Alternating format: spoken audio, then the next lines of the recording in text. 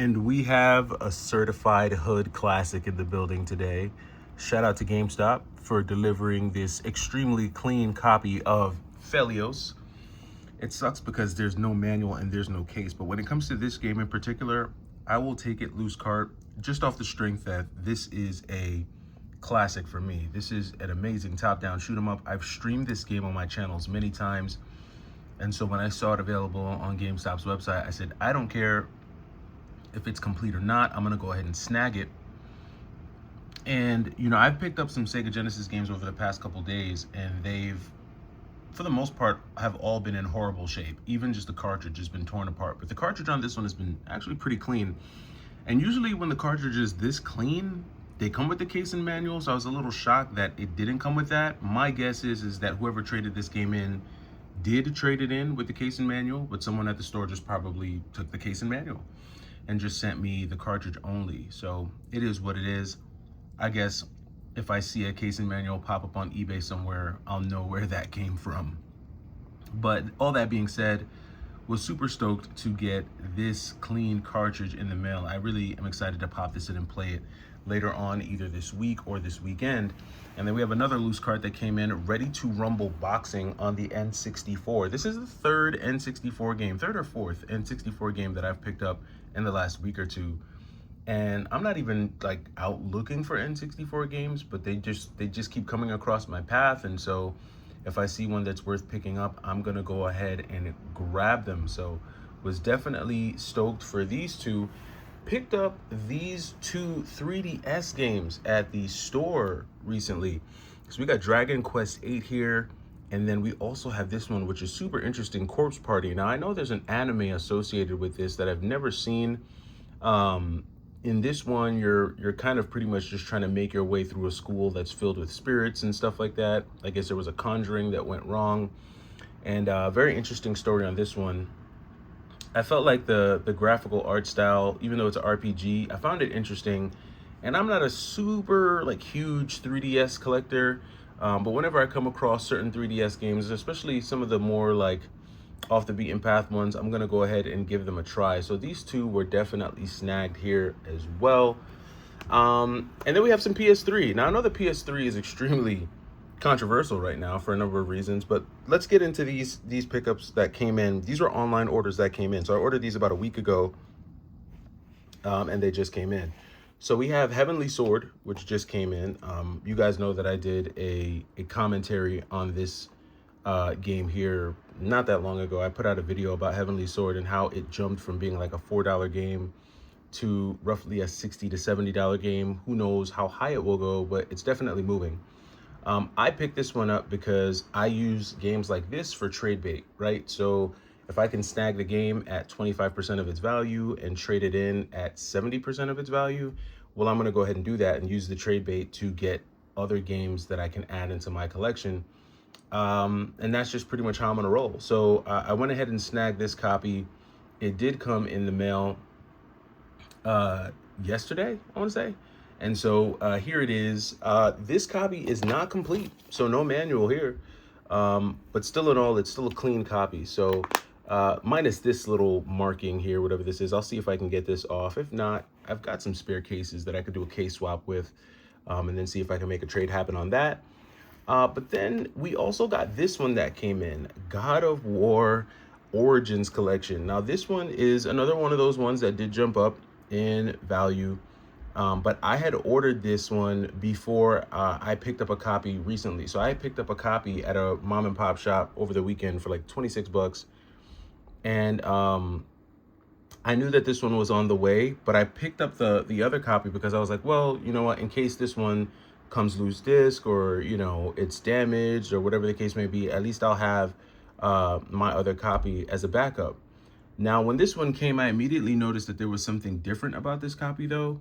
The first thing is that, as you can see, it's remastered in high definition, and then they have what looks like a French translation of the same, text here. You see that, like, I don't know if it's French or what language this is. If you know what language this is, you can let me know down in the comments. But it looks like there's like these French translations or these European translations that you have here. And you kind of have a similar story on the back, right? So here you go. So you've got like the English version, and then you kind of have these European translations to everything that's on the back of the game. Now, at first I was like, I didn't really realize that that was what the difference was until I put the copy that I got over the weekend side by side with this copy, right? So here go the two copies. This copy is just straight up raw English, no real translations. And then you have this copy, which does have the translation. So I don't know if this is like an international version. I don't know if there's any real significant difference between these two. The only thing that I noticed right out the bat is the color on this version is a lot more saturated. It actually looks a lot nicer. This one's a little bit more dull. But that being the case, I'm not going to keep two copies of this game, right? Regardless of if this one is international or not, one of these copies is going to get sold. So maybe you guys down in the comments can let me know what the difference here is, or why this one is this way. Maybe it's like maybe it has to do with like a greatest hits aspect to it or something like that. I don't know. You guys let me know. Now, I know there's been a lot of controversy surrounding the PlayStation 3, and there has been a lot of FOMO being spread around the PlayStation 3. For me, all the PlayStation 3 games that I'm getting are games that I had in my original collection that I sold off when I made my move. But I would not look if you've never collected for the PS3 before, or you weren't interested in the PS3, I would not choose now as the time to try and dive into this library, because it's just at its peak. The PlayStation 3 is by far at its peak. Its peak interest, its peak, pricing, everything is at its peak, and you never want to buy into any console when it's at its peak. It's funny because I was chatting with someone in a live stream I think last night, and I pretty much said, hey, I'm gonna start collecting Game Gear games because no one cares about the Game Gear.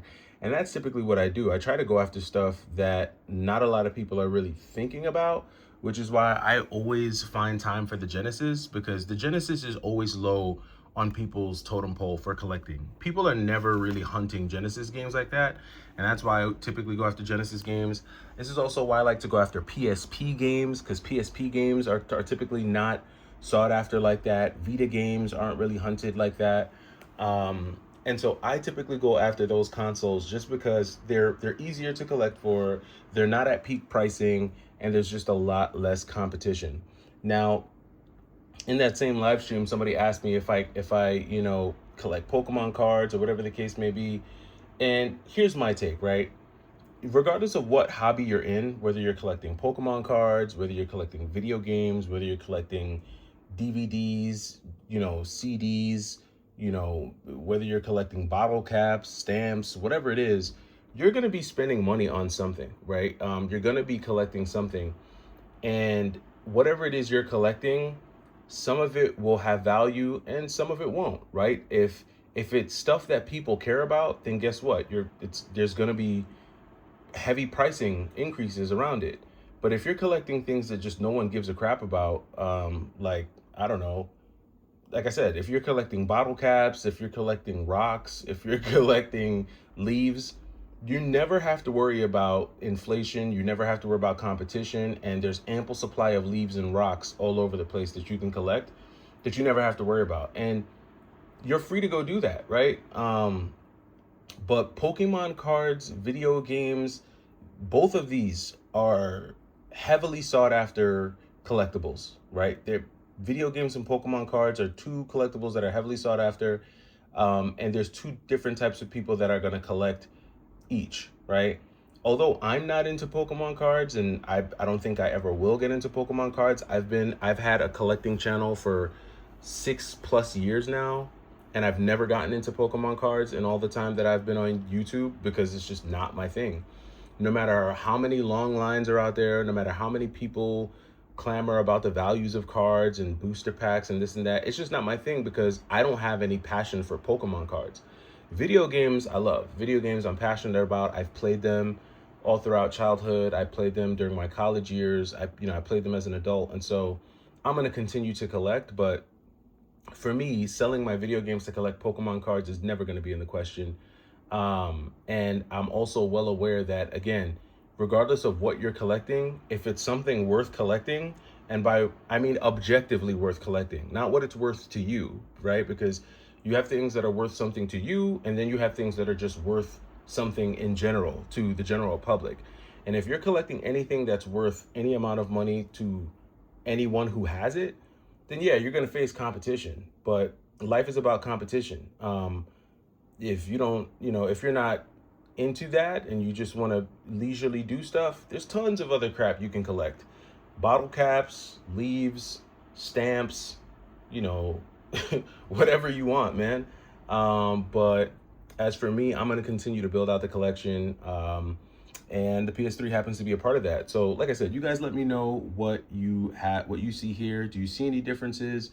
Is there anything that you see that might be different from the other outside of just the European translation? Again, I don't even know if that's French. I don't know if that's European. I don't know what language that is.